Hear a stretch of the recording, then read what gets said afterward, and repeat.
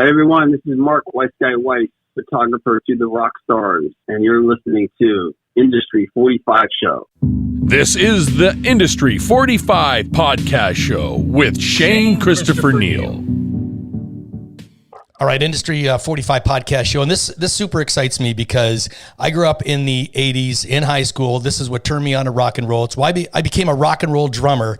I never made it big. I never had a big-time photographer take my photo, but all the influences are in this book, The Decade That Rocked. Mark Weiss, welcome to the show. Hey, thanks for having me. So I got so many questions for you. First of all, and I emailed this to you, this book I bought on Amazon, and it's like $70 Canadian. Okay. And I get this thing in the mail. Like, this should be $120. Like, this thing is, I can't believe the size of it. You'd knock somebody out if you threw it at them. 6 pounds, 1 ounce. Wow.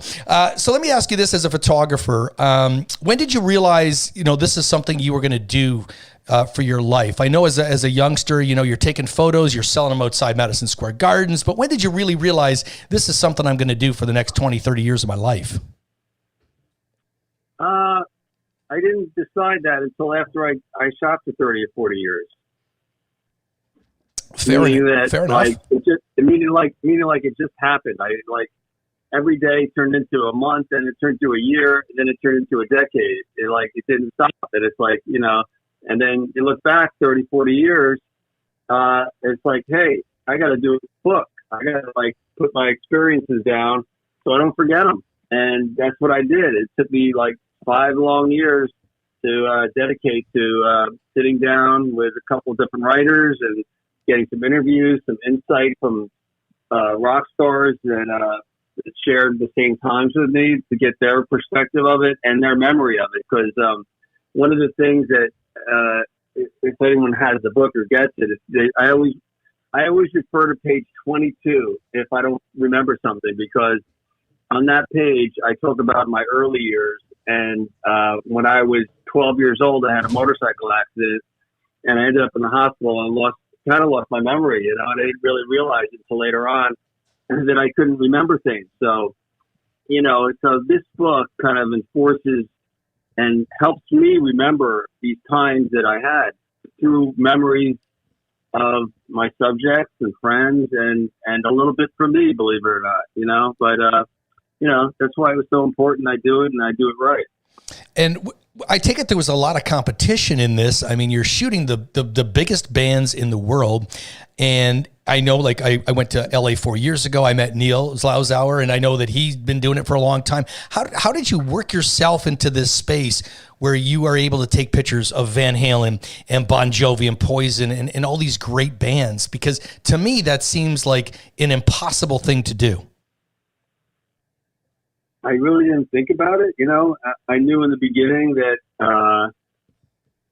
when I first started working for Circus, I was like, okay, this is going to make it a little easier because you have a magazine that everyone wants to be in. So when Van Halen came around in '79 down where I live in Asbury Park, I got an assignment to shoot Van Halen, and they weren't doing arenas yet, so they wanted press, and I was working for Circus, and we planted a centerfold spread, and they were all excited, and that's when I first met them. And one of the photos in the book was Eddie backstage at Convention Hall in Asbury Park, and it's the first time I said hi to any of the guys, and we just connected, and then they saw the pictures in the magazine, the centerfolds and the spreads, and next time they came around the following year or tour, they were playing arenas, and then I got an assignment from another magazine, or I just went on spec eventually, and that's how you develop relationships. With Bon Jovi, it was different because I was the big rock photographer, and they were just a rock band trying to make it. And I remember John first saying "Hey, I can't believe we're shooting with you, man. I used to see all your pictures in the magazine." So it's kind of it's kind of a funny thing how things turn around, and next thing you know, I'm the guy that the bands want to be shot by. So it's just a bunch of doors opening, and me just knocking them down and just trying to meet as many people as I can on the way up and on the way down, because when there's an up, there's a down, and there's a sideways and a all different directions. So throughout the decades I've been shooting, there's been a lot of hills and valleys, and I've climbed them with bands, and I've fallen, I've gotten up, they've fallen, they've gotten up, and at the end of the day, 40 years later, a lot of them are still up and doing better than they ever were, including me. Absolutely. That's awesome. You know, when I think of doing this book for you, the first thing people are going to see is the cover, obviously, and you've picked Guns N' Roses and a very unique picture with Axl giving you the finger, and Ozzy is on the back there. How of all your photos, rather, how would you decide, and how did you decide what was going to be the front and back cover? Because that was going to be the first thing people were going to see. Right, that was a tough one, you know, because I didn't want it to seem like it was a Guns N' Roses book. I didn't want it to seem like it was an Ozzy book. I didn't want to put a multiple cover on it. You know, because I always like those single images. So I was looking for an image that talked to me, that said it. It had to be one of the big bands. It had to be either Ozzy, Motley, Guns N' Roses. It had to be one of those big bands that I've worked with. Van Halen. I wanted David Lee Roth to be on the cover, to be honest with you, the one that opens up the thing. But, you know, it just came, it didn't come down to me picking it. It came down to the photo picking it, by the photos looking at me and saying, this is the cover, Mark. And Axl, and the reason why that one spoke to me is because the first time I shot Axl was in 1986, before Appetite even came out. And they didn't want any photographer shot by him. So, because they had their own photographer, and they were a very loyal band, and they wanted to stick with it. But the publicists for Weiss-the kind of said, no, you should really shoot with Mark. He's shot Motley, he shot Zeppelin and Queen, and all these bands he liked. You should give him a chance. And they did. And that very first shoot, like, he wouldn't look at me, and he'd give me the finger, like, on his leg. But so it was kind of like a funny thing. That was like the first shoot I did with a band, and that shoot in Florida in '87 was the last shoot I did with that lineup with the band. And so after I figured all that out, after thinking like that's a really cool shot, and then it made sense that should be the cover. Did you take any slack from any bands saying, "Hey, how come we're not on the cover?" or no? No, not really. I actually wanted Motley on the cover, but I want to do a book with Motley, like, properly, and I didn't want to think that anyone to think, because everyone knows that my history with Motley, and the first thing they're going to think that it's a Motley book. And I wanted to save that, you know, because I'd like to do a Guns N' Roses book too, but my next round is going to probably be either like Bon Jovi, Motley, or Ozzy, depending on who wants to do it with me, because I want participation, you know, and want their input, and whether it's just with captions or helping me, you know, edit it down a little bit. So, you know, when they see this book, it was really important that this first book was a compilation of my whole life, and that it be a narrative.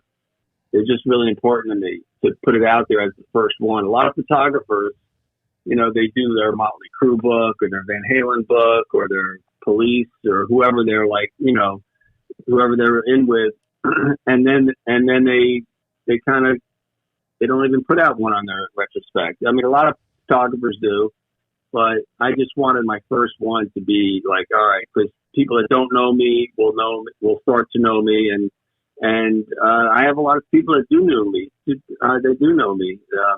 You know, coming back from the response I'm getting from Facebook and Amazon reviews, and how I made an impact in their lives, and it's good to, you know, just very complimentary, and to me that's worth everything. With the fans, fans were really important to me back then, and they are now. And every chapter starts out with a picture of me and the band and one of the bands at the time.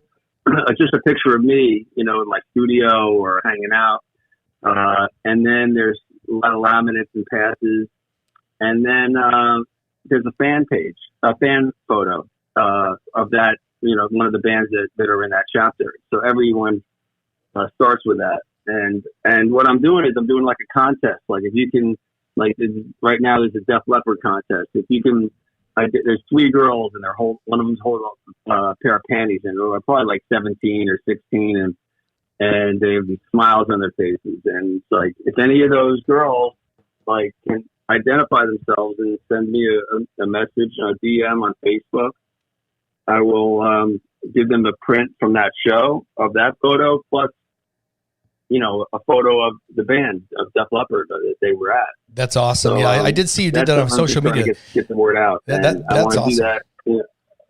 Yeah, it's fun. So I'm not going to ask you your favorite picture because that's just not a fair question, but I do want to ask you your favorite year of the 80s. When I think of music, for me personally, it was 1988. Poison came out with Open Up and Say Oh, Cinderella, Long Cold Winter, OU812 by Van Halen. Musically, I really liked 1988, and I remember playing in a band in 1988, All That Music. Do you have a favorite year as a photographer in that decade? Probably, I would say right in the middle of the decade, you know, 85, 86, when, you know, Poison just got in the mix, and Motley was doing Theater of Pain, and Dokken Under Lock and Key. I was still riding off on Twisted, with Stay Hungry, my album cover, and then went to the PMRC, and then I went with Black Sabbath to Live Aid, and then there was Hearing Aid, you know, and there was Farm Aid with Joey, so probably 85. Good year, 1985. Yep. And I remember 1985 well, just in high school and doing things I shouldn't have been doing in 1985. You mentioned some of the best relationships that you've had. Did you have any that challenged you, you know, whether the label or the manager or whoever sent you out to shoot a particular band that you just didn't connect with over the years, or? Well, not over the years, but over the day. I did a shoot. I was hired by the record company to do this album cover, not a cover because they used like that skull on the cover, an animal skull, but they needed pictures for the inside gatefold and the back cover and inside promotion, and they hired me, you know, I think it was 1986, and they came into my studio and, you know, didn't say much. They were kind of quiet, and then I just started getting to work and shooting. It wasn't like a big conceptual photo shoot. It just, they needed some nice portraits. And so I started moving them around, and they weren't really taking my direction. So, you know, whenever you know, a band is kind of like pretty stiff, and you know, not everyone can pose like Poison or Motley Crue, you know. So I help them a little bit. So I would position them, and, you know, usually just by talking to them. But if they don't still get it, and they don't listen to me, and I'm not getting the shots that I need, so then I'll go in there and kind of physically move them around, like the shoulders, like lean to me. Like if you tell someone to lean to you and they don't lean to you, that either they can't hear you or they don't want to, or whatever the reason is. So I would try to make a little joke out of it. And sometimes I would like tickle them or whisper in their ear, but, you know, with Danzig, I knew I wasn't going to do that. So I just kind of like took their shoulders and twisted them, you know, like I put their, you know, lean them forward. And then when I got to Glenn, the leader of the band, he's like, "Don't touch me." And I'm like, "Oh, okay." And he's like, and then that was it. I said, "Okay." And then I shot up some more film, and I said, "All right, anything else, Glenn? I think we got it." And that was it, you know. And then the next day I asked the record company, I said, "Oh, you know, how did everything go?" Everyone, like, you know, they're like, "Oh, the band loves the photos, but they don't ever want to shoot with you again." And I'm like, "What?" He goes, "Yeah." He goes, "Did anything happen weird?" I said, "Well," and I told him the story, and he goes, "Oh, you shouldn't have touched Glenn." I'm like, "All right, well, nobody warned me." And that was that. So he held a grudge for years too about that. You know? Really? Now, have you spoke to him since that? I mean, over the years? Well, maybe like 15, 20 years ago, like 15 years after the shoot, I was shooting Trans-Siberian Orchestra, probably in 2000, and they were on the same town. I knew the tour manager, and, you know, she went and got me some passes, and I was surprised that Glenn okayed it. So either he forgot or he didn't care anymore or whatever. and it was like just a quick, quick hello, and that was it. I didn't have a chance to even talk to him.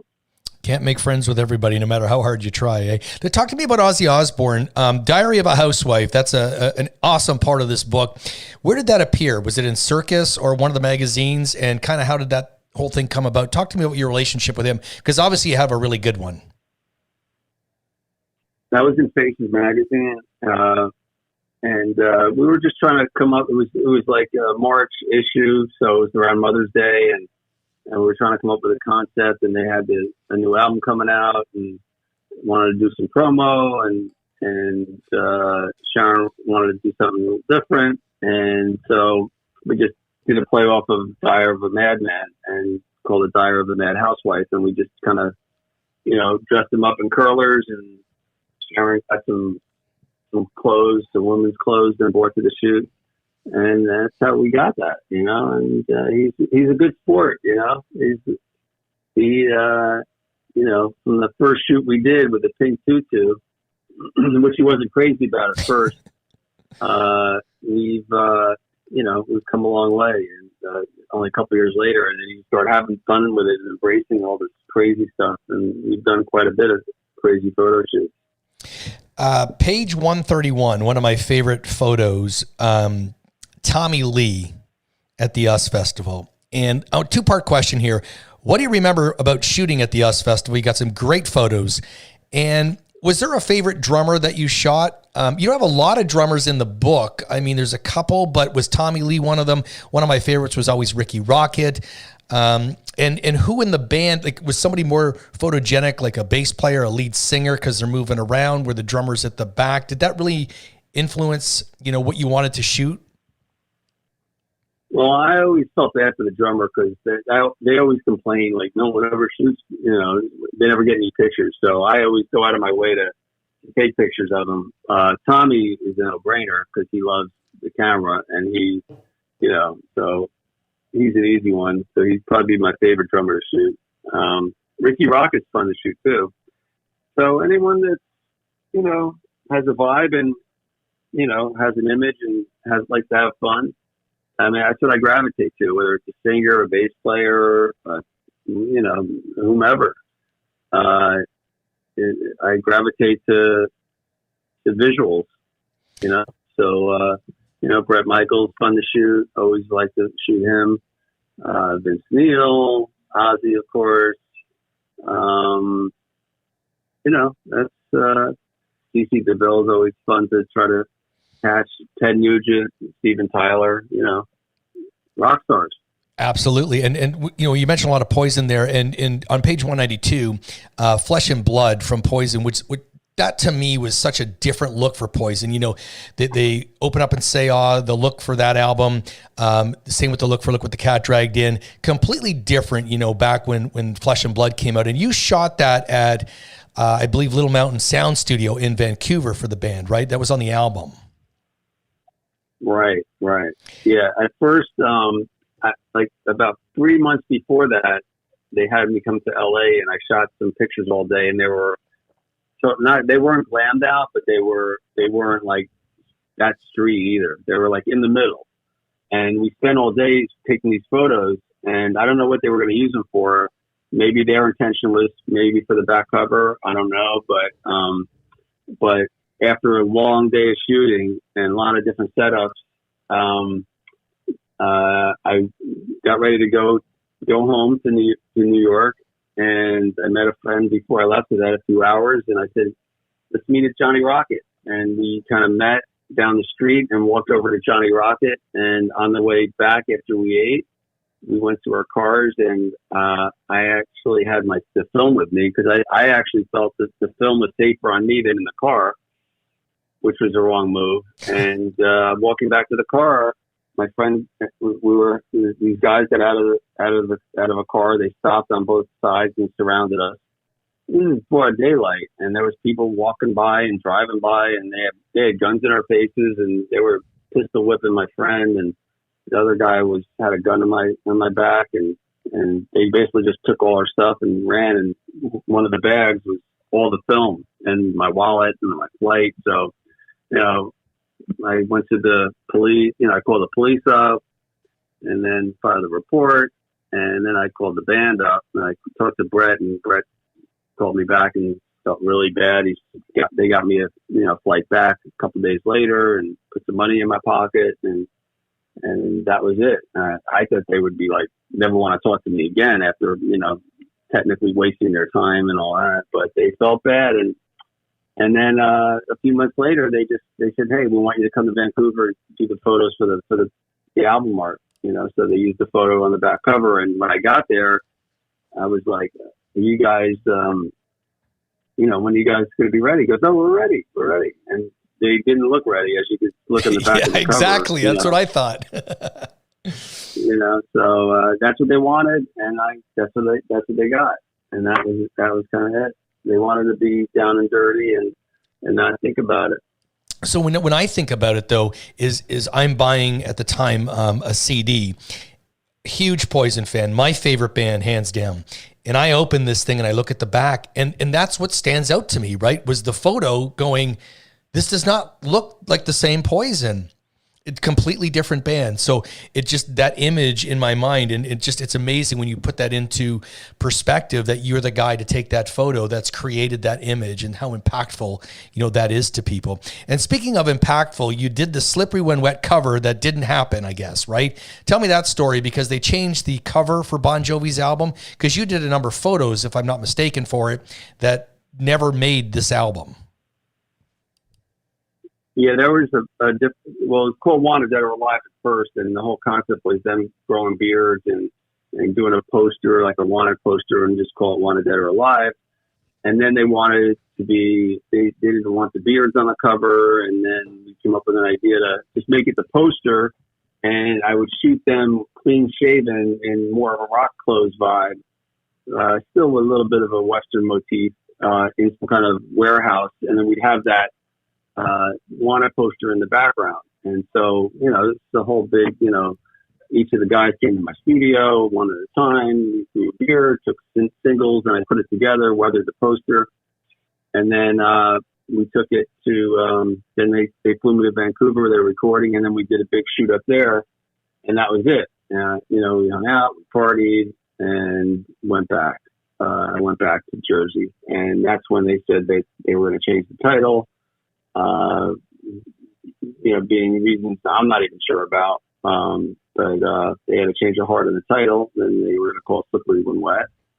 And then we had to come up with a new idea. And then next thing you know, we're doing this car wash scene in John's, by John's apartment in Bradley Beach, right across from the beach, with all the girlfriends and friends of girlfriends. And we ended up pulling one of the girls from the beach, because we needed one girl that had really, large breasts, and the girlfriends didn't have large breasts. So we wanted one Jersey girl with large breasts. And so Danny, my friend Danny Sanchez, who was helping me out, and Tico walked across the street and found Angela, came back and put her front and center, and that was it. And then a couple weeks later, we said, let's shoot her on her own. That could be the cover. So I did that in my studio, get the blue background, and put some water droplets on the, like it was like the shower. I think Doc came up with the idea, because it's Slippery When Wet, to play on the words with the road sign. And then when all the girls would go to the number 5 club over in Vancouver, after they record, they would go in these plexiglass booths, showers, and just shower themselves up with these T-shirts. So that was the kind of vibe we were going for. So I got the plexiglass, I got the wet T-shirt, a little bit of ice to perk things up a little bit, and then I just shot a bunch of rolls, and that was a cover. They loved it. It was printed, shipped already to Japan, and then right before it shipped to into all the Walmarts and whatnot, they were like, they had to change their heart, and that was 85 when the PMRC hearings were happening. And I went to the PMRC hearings with D, fighting for the, not to put those labels on. And so they really didn't want to have, anything to stop them from selling records. And they felt that if it ended up at if that was the photo, that they might not sell it in like the Walmarts and Sure. stores that would be more mainstream, and and the parents wouldn't be buying it for their little kids, for Christmas. So that's when that thing stopped. And then a few weeks later, there was another thing about the bar of soap, which you can read in the book about the bar of soap, which was kind of silly. Just a girl with a hand, it's just slippery when wet, and that was the joke. And then after that, they had like a day to come up with something. Then John just came over. He said, Mark, get me a black plastic bag and some water droplets on it, and he started writing slippery when wet, and that was it. He goes, send that. He didn't want to wait for the Polaroid. That's the cover, done. And I sent it to the record company, and that was it. Do you have a copy of the original album with the original cover? Mm-hmm. You do? Yeah, Awesome. yeah. They're rare. I mean, they're out there. You can buy them, but they're a lot of money. Awesome. I want to ask you about one more band, and another one of my favorite bands from that decade, Jenny Lane, one of my favorite singers, and Warrant. And you did the Cherry Pie photo shoot as well, correct? Right. So what was that like? They were doing they were just doing the video, and I love shooting videos because there's so much you can do. There's a lot of downtime. Everyone's in hair and makeup. There's usually hot models around, so it's a good fun day for a photographer. It's like a field day. You got to hang out with Bobby Brown. Right, and I remember Janie coming to me. He goes, Mark, he goes, I got Bobby Brown coming in, and she's the model, and she's really hot. I like her, and I got her some roses, and he wanted me to capture all that. So I was like right there when he kind of like gave it to her, and then they kind of were like, they kind of fell in love, like right there in front of my camera, and it was fun. So you're responsible for that relationship. That's what you're saying?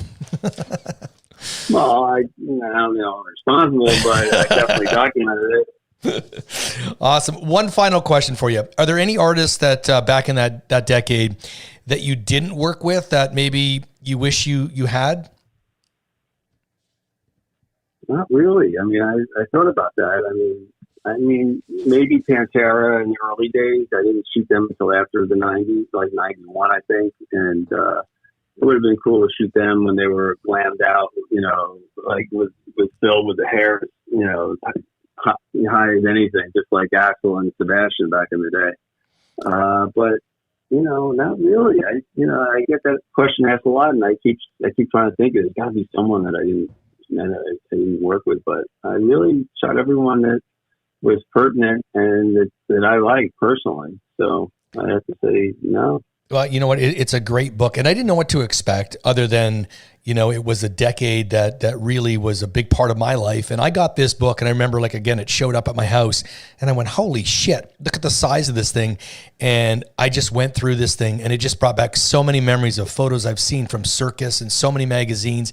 And, when I wanted to play in a band back then, it was about the music, but it was about MTV, and it was about Much Music here in Canada. And it was about the photographs that you saw in magazines that brought that reality to you of really what rock stardom was. So, Mark Weiss, really appreciate your time. Thank you so much. Just an awesome book. Thanks. And I just want to note that, centerfolds really meant a lot to me because my first picture I got in Circus was Steven Tyler. So included, if you buy my book on my website, thedecadeThatRocked.com, there's different bundles. You can get prints, you can get patches, you can get T-shirts, and also I have a couple centerfolds too. I have like a Lita Ford and a Vince Neil centerfold. Just trying to bring it back to back in the day, and just make it instead of looking at photographs on your computer screen, you actually have something that you could look at. And with all the shoots that I've done, it kind of weaves that visual history of that decade that everyone's in love with. That's awesome, Mark. Thank you, my friend. You got it. Thanks for listening to the Industry 45 Podcast Show.